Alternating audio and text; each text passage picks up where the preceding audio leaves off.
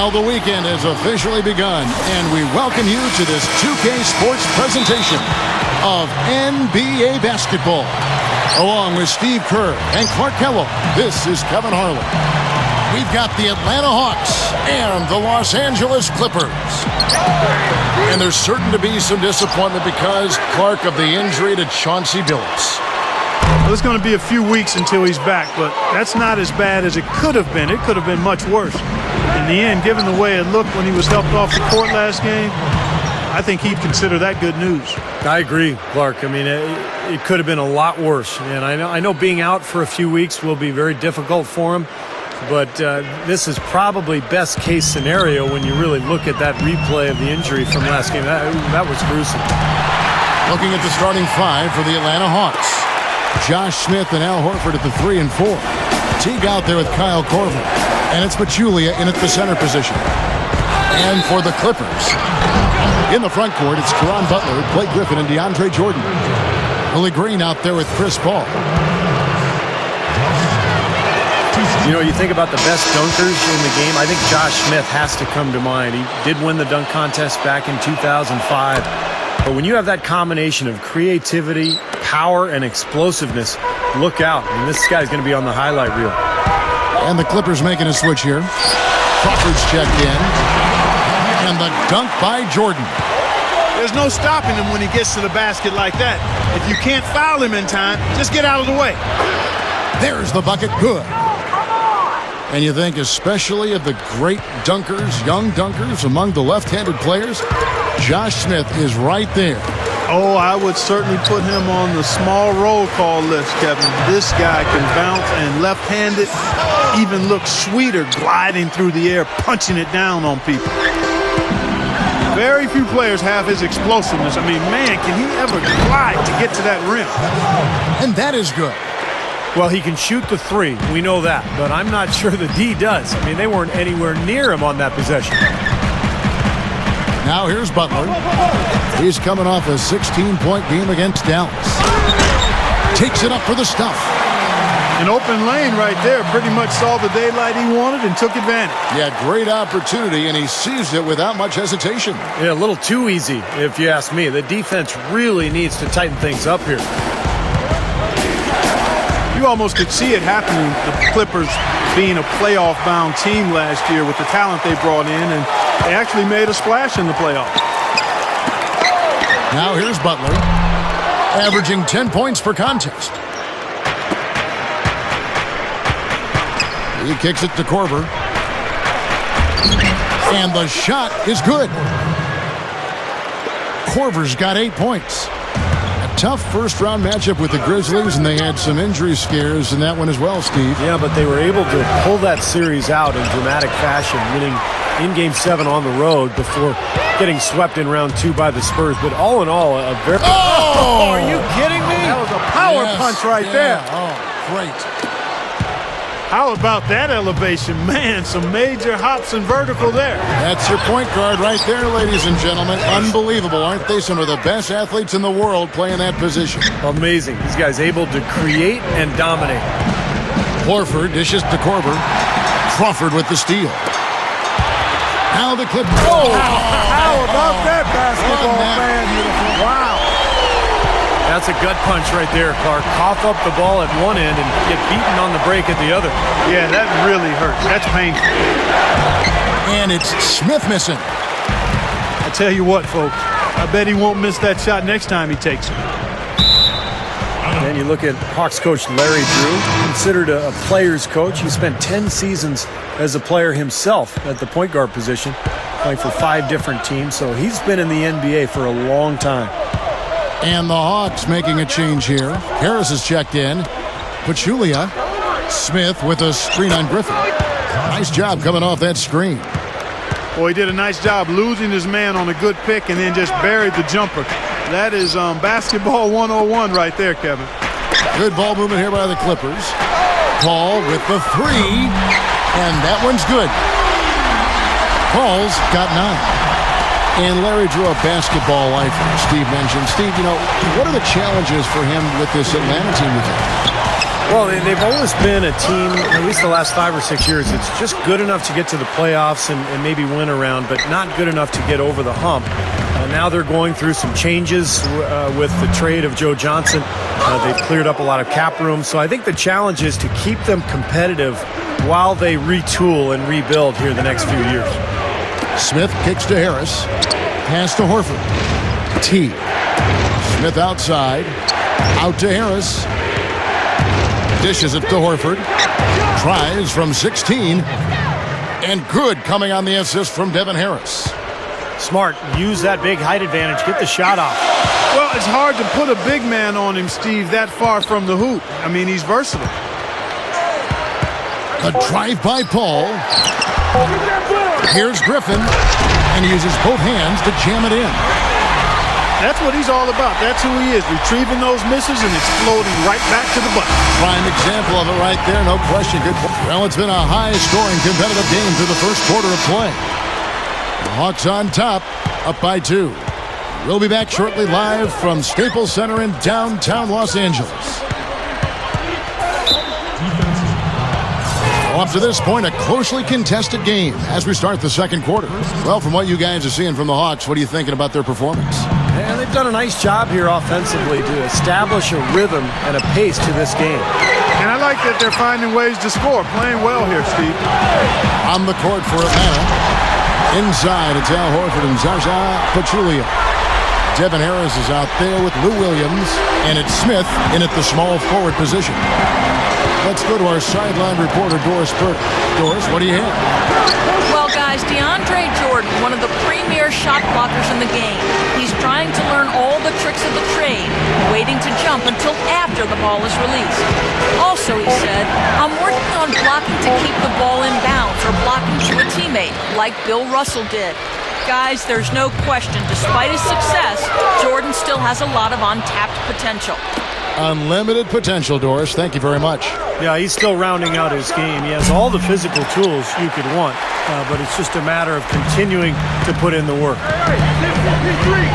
Well, one of the things Atlanta really wanted to add last season under Larry Drew was a more up-tempo look. And you can see why when you look at their roster. They've got some very athletic players, especially in their starting lineup. Had no mistakes on the offensive execution there. And the Clippers decide to take their first time out here.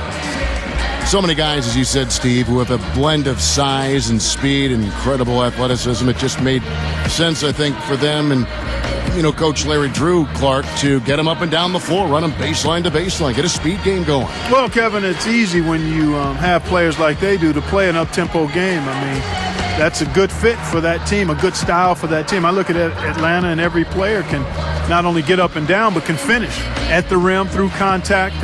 They're an excellent team in transition, and that's playing to their strengths when they can play in the open court.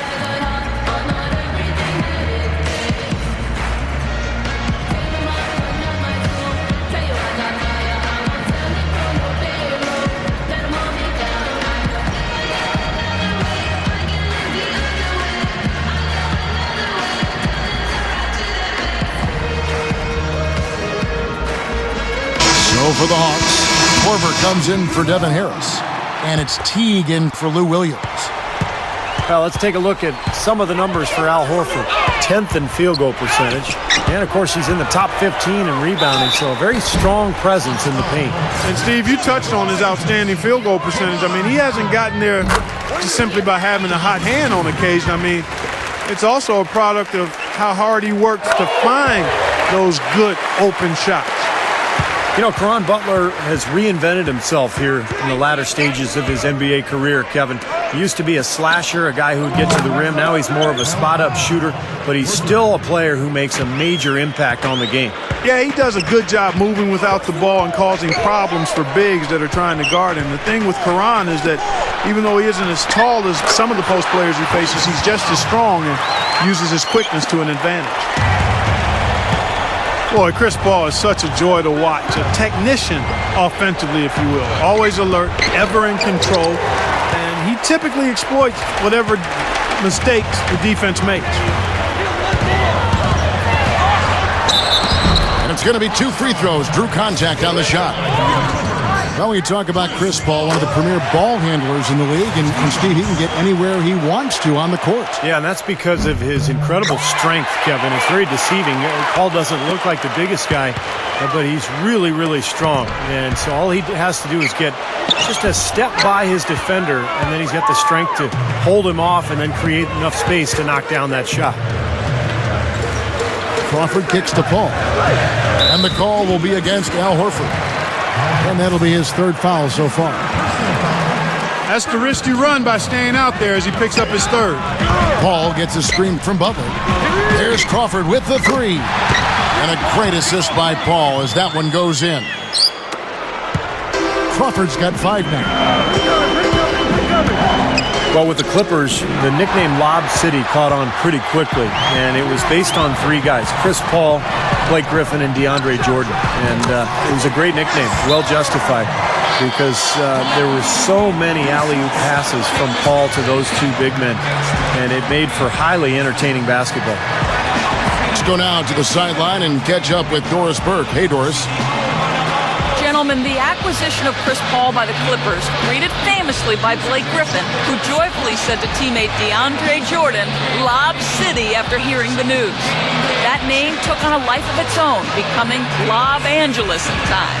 But the team started to back away from it, making clear that highlights weren't the emphasis. It was winning. But maybe the more meaningful reaction from Griffin was this: "The only thing I'm going to promise is that when you hear the Clippers, it's not going to be a joke anymore. I can guarantee you that." Kevin, love it. They've got probably the best team in franchise history. We'll see where they go next. Matt Barnes is checked in for the Clippers. Bledsoe comes in for Chris Paul. And the Hawks making a change here as well. Lou Williams is checked in for Jeff Teague. Well, back to the Clippers, you talk about guys who are meant to connect on alley-oops, and it's hard to think of, Clark, at least in my mind, any tandem better than Paul and Griffin. DeAndre Jordan as well, and even some of the other guards got into the act too. So people expected big things from the Clippers in terms of highlights last year, and they didn't disappoint. They delivered in a big way. He didn't get off to much of a start early on, but seems to have shaken off the rust here in the quarter. Williams passes to Smith. Up high to stuff the alley-oop. Now that's how you execute an alley-oop there, fellas. And with an exclamation point, too, on the finish, throwing it down hard. What a terrific play on both ends.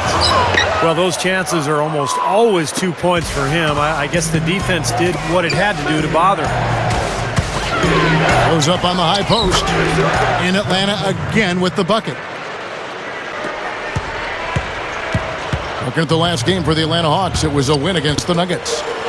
And they really got after it defensively throughout that entire game. All the turnovers they forced tell that story. Yeah, and that was a major factor, Steve. I mean, the more turnovers they cause, the more they seem to rattle those guys. You know, it doesn't really matter if you've got a ton of speed if you can't finish anything in the rim. But that isn't a problem for Lewis Williams. He can blow by you, but then he can take the contact and finish and get a lot of three-point play opportunities. Yeah, he's custom-made to provide instant offense too, Steve. I mean, he's fast, he can score in a hurry, doesn't need a lot of time. Really doesn't need a lot of shots because he can hit you with the three and he can get to the foul line as well. Kicks it out to Crawford. The three is launched. Rebounded by the Hawks. Their last encounter was in Atlanta. 1 second separating the shot clock and game clock. And they take the lead. And the Hawks lead by 2. Well, for him, that finger roll is almost second nature. That's a tough shot for most players. Barnes screen on Williams. Kicks it out to Crawford. Takes the three. No good on the buzzer beater. In a tight game here as we end the...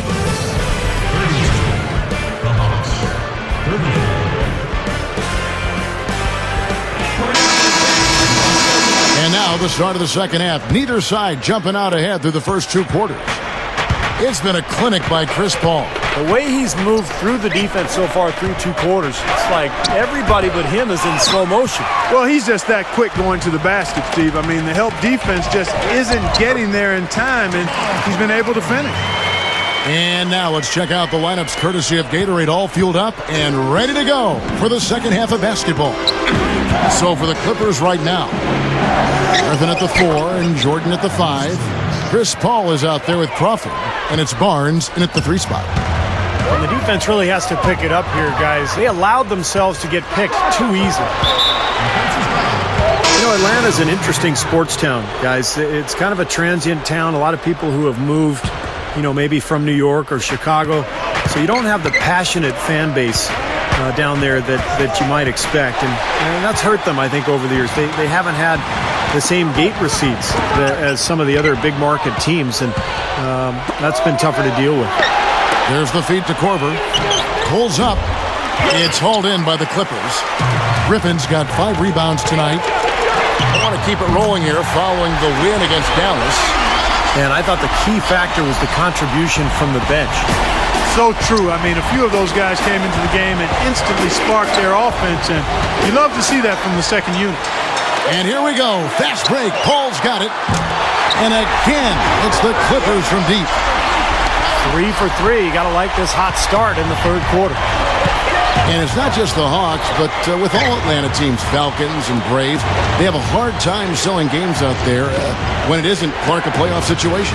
And it's really unfortunate, Kevin, for the Hawks, as they've become one of the tougher and more consistent teams in the East over the last half decade or so. I mean, they played some really good basketball down in Atlanta. You would think the fans would appreciate that. They double him with Butler. Clock at 6. Out to Smith. Over Paul. Smith with the basket on the assist by Teague. Teague's got assist number 5 here tonight. That mid-range jumper, just another one of his weapons. Kicks it out to Crawford. Griffin dishes to Crawford. Over Smith. And again, the Clippers good for 2. Jamal Crawford is a smooth scoring combo guard. Great ball handling ability with that quick release on his jump shot. He can really get that shot off just about any time he wants. Pachulia kicks to Smith. Outside Teague. Shot, no good. So the Clippers will take it the other way. To the middle. Picked his pocket. Fast break, the Hawks. Here's Smith. Hammers it home to polish off the break. Yeah, very opportunistic defense there, leading to those points. That's exactly what they'll do to you, Steve. They will pounce on your mistakes. And Steve, you said it. I mean, for Jamal Crawford, he is an expert shot creator. He's quick, keeps the ball on the string. His handle is really tight. He's got a quick release. He can make tough shots against good defenses. All of that makes him really difficult to defend. Looking at who's out there now for the Hawks. Anthony Morrow's checked in for Korver. And Lewis Williams subbed in for Jeff Teague. Here is Paul. 21 points in the game. And there's the call on Lewis Williams. That is his first foul of the game. Anthony Tolliver. He's checked in for Josh Smith. 1:49 left here in the third quarter. Oh, he misses that one. He did knock down 1 3-pointer in the first half, though. The Clippers had a number of guards at the beginning of the season, and a lot of those guys were point guards, and eventually they found the best rotation for those guards. Well, good job finding a little opening in the defense and burying the jumper. Paul gets a screen from Butler. Crawford passes to Butler. Takes it up.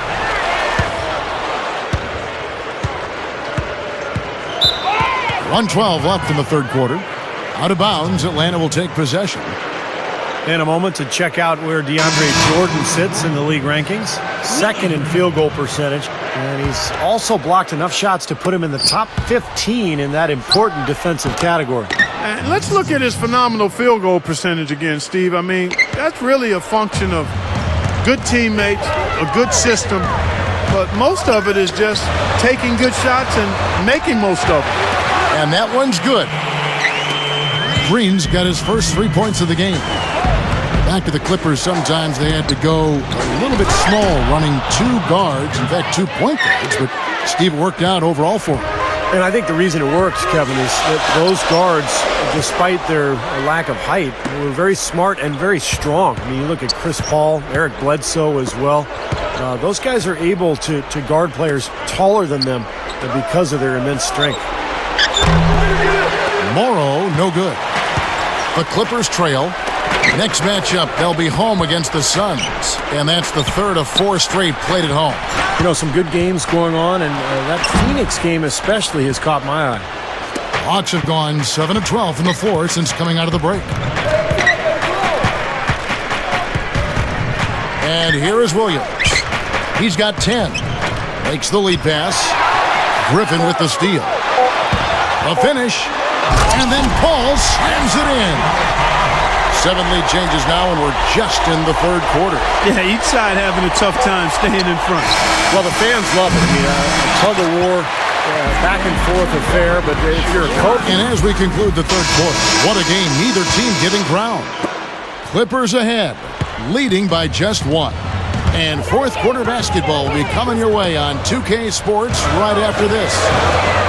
And so in the game for the Hawks, Morrow at the 2 with Smith playing the 3. Inside, it's Al Horford and Zaza Pachulia. And it's Williams at the point. And the Clippers call time here. Since moving to Atlanta in 1968 from St. Louis, the Hawks have been a steady presence in the postseason, Kevin. Still, that penultimate goal of an NBA title has eluded them. Kyle Korver, he's checked in for the Hawks. Teague comes in for Lou Williams. And I think Doris Burke has something for us right now. Doris? I was able to listen in on what Vinny Del Negro had to say to his team. With a deficit as we approach the final buzzer, he stayed upbeat, saying, listen, we can battle back, fellas. Just stay with me. I need all-out effort here, and we can bring it home. Fellas? Shot clock at 5. Teague dishes to Pachulia. Teague. And it's good with time running down on the shot clock. With the Hawks in their playoff history, they've always seemed to be the good team that just was overpowered, it seems, Steve, in the end. Yeah, they've never had that transcendent player. You know, the closest guy they had to that was probably Dominique Wilkins, but he was playing in the era when Bird and Magic and Jordan were dominating the league. So it's just been one of those things for Atlanta. They just haven't been able to get over that hump. They've been good, they just haven't been great. Getting wins on the road is always tough for any team in the NBA, even a tough and tested team like the Hawks, and they had to fight for every road win they got last year. Gets it to go. And this continues to be a shootout.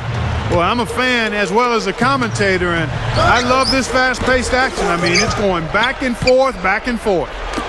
Really good work defensively. This coach has to be happy with his team. Yeah, forcing that miss right there, great effort. Hawks ended up with a road record of 17-16 under Coach Larry Drew, and it seemed like they played well, but just couldn't close out games, Steve, in particular in hostile environments. Yeah, but still, Kevin, I mean, when you look at the numbers, finishing above 500 on the road is good, and that's why the Hawks were a solid playoff team, and that's why they gave Boston a lot of trouble in that playoff series. Kicks it out to Crawford. Takes a 3. Here's Griffin. Gets to the rim for 2 with the D all over him.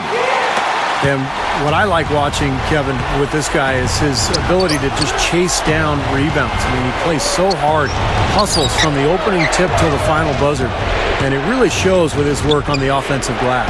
And something else everybody loves about him is his ability to do the sensational and spectacular. His dunks simply defy description at times. I've always loved watching Al Horford play basketball, even going back to his days at Florida. He's an underrated shooter from mid-range, and over the last few seasons, he's actually developed into one of the best players in the league from that distance. Matt Barnes is checked in for Caron Butler. And the Clippers making a switch here. Paul's checked in. Barnes screen on Williams. It's Crawford on the wing. Takes a shot at the elbow. Crawford missing again. And for Horford, a nice skill set offensively. He can shoot and pass and certainly handle the ball. Yeah, he's not a natural post scorer. In other words, a guy who's comfortable with his back to the basket. But he finishes well around the rim, and he's just a guy with really good basketball skills for his size and brings tremendous toughness and competitive spirit to his position as well. And it's Smith missing. The Clippers have gone just 33% from the field in the fourth quarter so far. They are 2 of 6. Crawford kicks to Barnes. Paul outside. Williams with the steal. Fast break for Hawks. Kicks it to Korver. Smith outside. Passes it to Korver. Left side Williams. 6 on the shot clock. Out of bounds. Hawks ball as Atlanta keeps possession. Here is Williams. 4 on the clock. Over Paul. And once again off the mark by Atlanta. No breathing room at all to take that shot. Los Angeles calls timeout. They trail by 2. A minute 50 left in the fourth quarter. Well, he's got to get everybody on the same page. I mean, that's the reason for this timeout. And if that happens, I think they can improve and start playing better. You know, it's a coach's job to always try to be 2 or 3 steps ahead of the opponent and to look for that extra edge if you can. And I think he feels like he might have seen one. So for the Hawks, Evan Harris is checked in for Korver.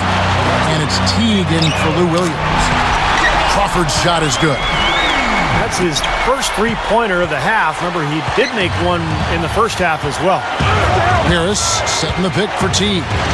Smith covered by Barnes. Foul call that time on the way up. That'll give him 2 chances at the free throw line here. Smith playing very well. He has 15 points and 1 steal as well. I think his energy and intensity offensively and defensively has been sensational. Yeah, an extremely well-rounded performance, Clark. That miss at the line might stick in his craw for a while. Always hurts to miss a chance to take the lead. Crawford missing again. Shooting-wise, he's having a tough quarter. I mean, he just seems to have gone cold. Can't find the basket. Here's Horford. Jams it with authority. He's short for the center position, but he makes up for it with tremendous leaping ability. And that one's good. Barnes. They can't seem to stop anybody inside. They got to know that if they don't make life tougher in the paint, the opponent is just going to keep going there. I mean, it's not like they'll get tired of all these in-close opportunities. Harris gets the screen from Smith. Harris passes to Teague. Blake Griffin pulls it in. The Clippers have gotten just under 45% of their attempts to drop in the fourth, 4 of 9. That's going to be over and back. Not watching for the line that time. He's got to tighten up his game, guys. That's 5 turnovers for him. Anthony Morrow's checked in for the Hawks. And Chris Paul picks up the foul. That will get him his 4th foul of the game, and due to the bonus, will head to the line for 2. He sinks the clutch free throw. Caron Butler is checked in for the Clippers. And he's unable to get the second one. Don't be disappointed not to have converted all of them, but he did get the big one to give them the lead. Big-time shot. Really clutch. The Hawks have gone 3 of 6 from the field so far in the fourth quarter. Horford with the screen on Paul. Teague dishes to Smith. The dish now to Morrow. This one for 3. It's good from beyond the arc. Big bucket. They've got to play for a stop here with the 2-point lead. No open 3. Paul against Teague. Back to Jordan. And stolen by Jeff Teague. The pass to Morrow. There's the killer 2-handed slam. Yeah, this club well on its way to victory. A beautiful offensive execution. Yeah, I like the fact that it was wire to wire too, guys. A fantastic job for them. Los Angeles calls timeout. They're losing by 4. Just 2 seconds left in the fourth quarter of this one.